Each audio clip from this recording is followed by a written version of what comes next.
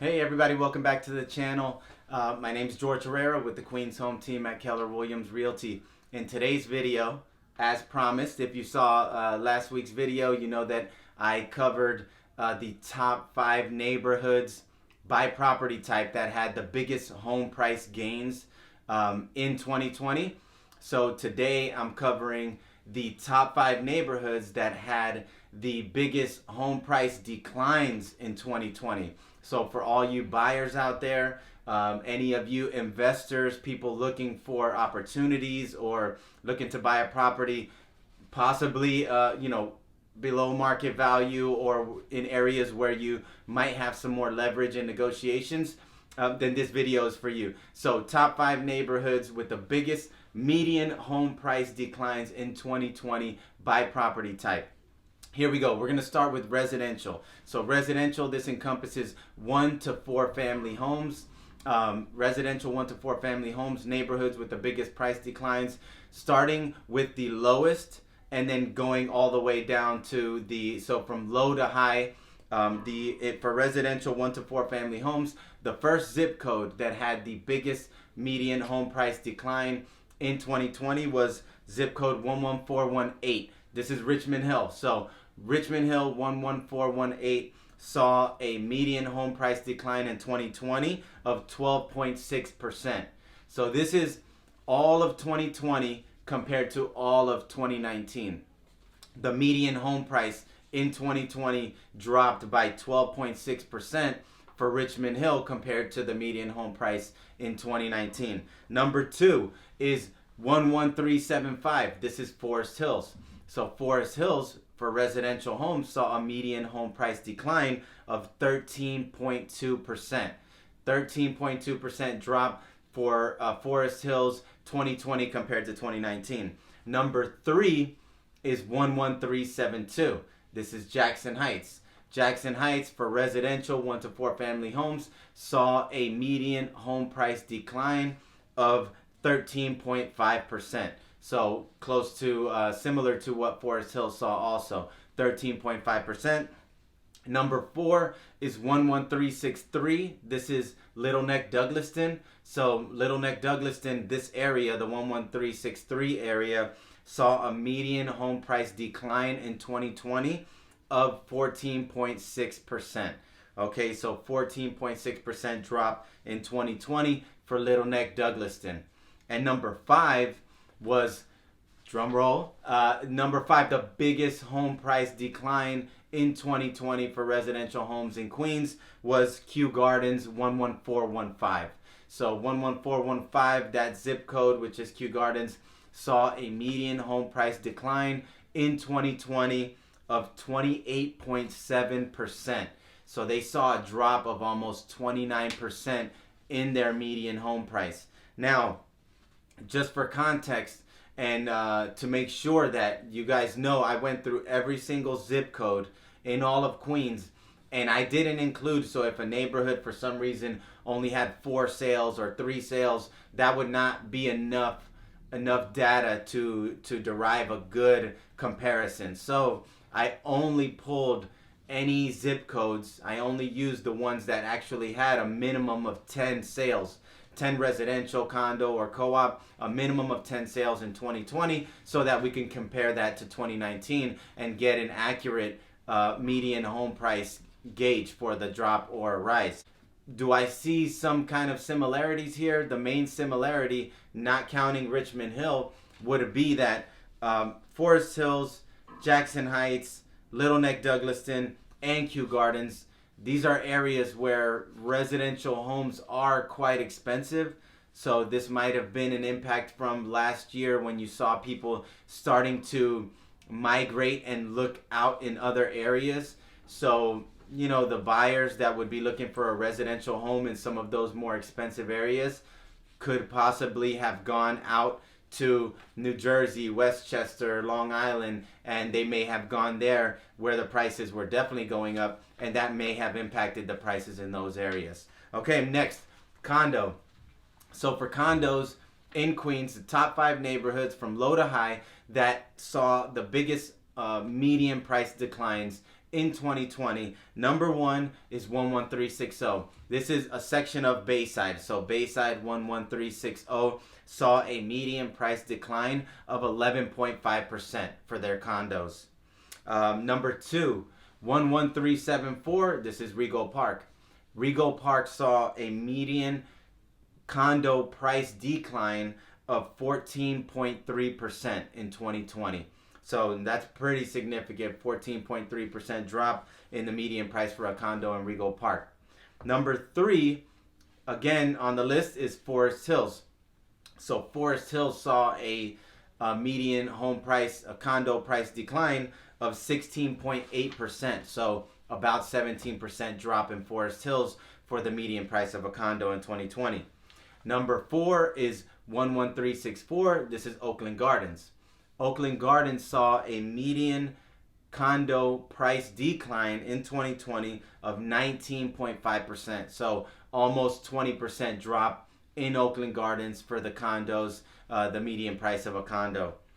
And number five, with the biggest decline in their median price for a condo, is 11367. This is Kew Garden Hills. So Kew Garden Hills saw a median price for their condos, a decline of 20.9%. So about 21% drop in the median price for a condo in Kew Garden Hills. Now, if you look at these five and try to draw any similarities or try to get an idea of what might have been happening or what the reasoning could be, if you see these areas, so Regal Park, Forest Hills, these are where there's a lot of new construction condos. The condos are very expensive too. In Bayside 11360, condos can be pretty pricey there as well. Oakland Gardens, same thing.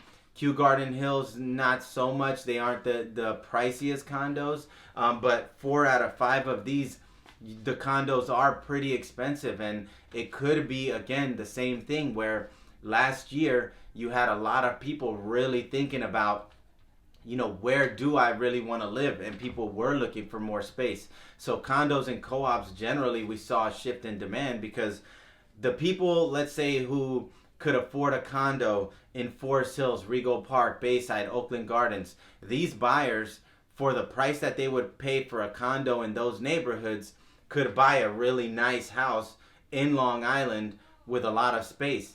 So that could be the reason why you saw price declines in the condos in these neighborhoods.